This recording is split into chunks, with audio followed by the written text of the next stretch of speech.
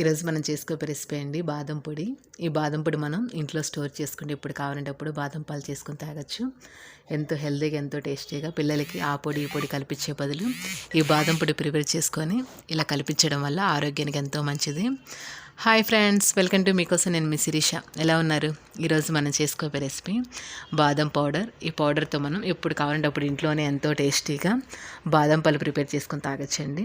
దీనికి కావాల్సిన ఐటమ్స్ ఇలా 1 కప్పు పంచదార, 200 నుంచి 250 గ్రాములు బాదం పప్పు, ఒక 2-3 టేబుల్ స్పూన్ మిల్క్ పౌడరు, ఒక 10 జీడిపప్పు, 10 బాదం పప్పు విడిగా మనం వేపుంచుకోవాలి.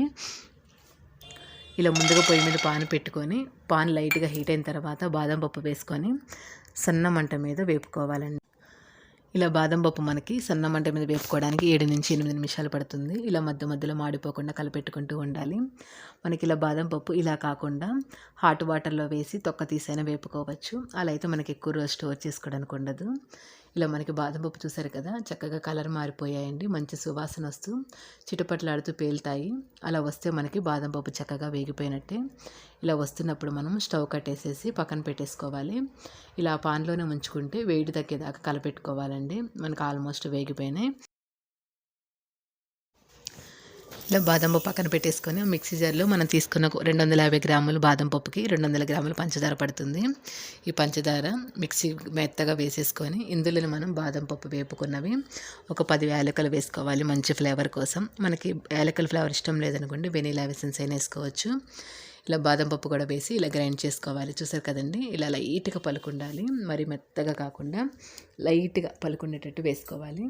ఇందులోనే ఒక 1/2 టీ స్పూన్ పసుపు, 2-3 టేబుల్ స్పూన్లు మిల్క్ పౌడర్ వేసుకోవాలి. మనకి పసుపు బదులు కుంకుమ పువ్వు ఉన్నా వేసుకోవచ్చు, లేకపోతే ఫుడ్ కలర్ అయినా వేసుకోవచ్చు పసుపు ఇష్టం లేకపోతే. అన్నీ వేసేసి గ్రైండ్ చేసేసుకోవాలి. చూసారు కదండి, మనకి చక్కగా బాదం పౌడరు మెత్తగా గ్రైండ్ అయిపోయింది. మనకు ఫస్ట్ లైట్గా పలుకుగా గ్రైండ్ చేసుకుంటే మళ్ళీ ఇవన్నీ వేసినప్పుడు ఆ కొద్దిగా కూడా మెదిగిపోతుంది.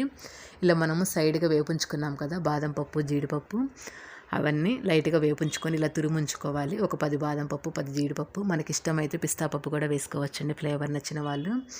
ఇలా తురిమిని అన్నీ కలిపి పౌడర్లో కలిపేసి పక్కన పెట్టేసుకొని ఇప్పుడు బాదం పాలు ఎలా ప్రిపేర్ చేసుకోవాలో చూద్దాం. ఇలా పొయ్యి మీద ఒక గ్లాస్ పాలు పెట్టుకొని పాలు పొంగొచ్చేదాకా ఒక మరుగు మరిగేదాకా ఉంచుకోవాలి. ఇలా పాలు ఒక్కసారి పొంగొచ్చిన తర్వాత స్టవ్ కట్టేసేసి ఇప్పుడు పాలు వేడిగా ఉన్నప్పుడే మనం గ్రైండ్ చేసి ఉంచుకున్న బాదం పౌడర్, ఒక గ్లాసు పాలకి 2 టేబుల్ స్పూన్లు పడుతుందండి. కావాలంటే ఎక్కువైనా వేసుకోవచ్చు, మన ఫ్లేవర్ని బట్టి మన ఇష్టం. ఇలా 2 టేబుల్ స్పూన్లు బాదం పౌడర్ వేసుకొని ఒక్కసారి కలబెట్టేసేసి ఇలా మనకి కావాలంటే వేడిగా అయినా తాగొచ్చు. వద్దు కూల్గా తాగాలి అనుకుంటే ఈ పాలు చల్లగా అయ్యేదాకా బయట ఉంచుకొని తర్వాత ఒక గ్లాసులో పెట్టుకొని ఫ్రిడ్జ్లో పెట్టుకొని కూలింగ్ అయిన తర్వాత తాగొచ్చు. ఇలా తాగేటప్పుడు మనకి పైనుంచి బాదం తురుము వేసుకొని తాగితే చాలా టేస్టీగా చాలా బాగుంటుంది. చూసారు కదండి, ఎంతో సింపుల్గా ఇంట్లోనే ఎంతో టేస్టీగా బాదం పాలు ఎలా ప్రిపేర్ చేసుకోవాలో. ఇలా మనకి పిల్లలకి ఆ పౌడర్ ఈ పౌడర్ కలిపించే కంటే బాదం పౌడర్ ఇంట్లో ప్రిపేర్ చేసుకొని కలిపించుకుంటే ఆరోగ్యానికి ఎంతో మంచిది. అంతేకాకుండా ఒంట్లో వేడిని కూడా పెంచుతుందండి బాదం పొడి. ఇలా పైనుంచి మనం బాదం పప్పు తురుము వేసేసుకొని ప్రిపేర్ చేసుకుంటే ఎంతో టేస్టీగా ఉండి బాదం పాలు ఇంట్లోనే ఈజీగా తయారు చేసుకోవచ్చు. మనకి ఈ పౌడర్ బయట ఉంచుకుంటే 15 డేస్ నుంచి 20 డేస్ ఉంటుందండి. చల్లగా అయిపోయిన తర్వాత సీసాలో పెట్టుకుంటే ఫ్రిడ్జ్లో అయితే 2-3 నెలలు నిల్వ ఉంటుంది. మనకి ఇలాంటి పౌడర్లు ఏం ప్రిపేర్ చేసుకున్నా వేడి తగ్గిన తర్వాత సీసాలు పెట్టుకోవాలి. అలా సీసాలు పెట్టుకున్న తర్వాత ఒక 10-15 మినిట్స్ ఆగిన తర్వాత మూత పెట్టుకోవాలండి. ఇలా మూత పెట్టుకుంటే మనకి చక్కగా ఎన్ని రోజులు స్టోర్ చేసుకోవడైనా బాగుంటుంది. చూసారు కదండి, ఇంట్లోనే హెల్తీగా బాదం పౌడర్ ఎలా ప్రిపేర్ చేసుకోవాలో. నా వీడియో మీకు నచ్చితే లైక్ చేయండి, షేర్ చేయండి, సబ్స్క్రైబ్ చేయండి, పక్కన బెల్ ఐకాన్ ప్రెస్ చేయండి. Thank you friends.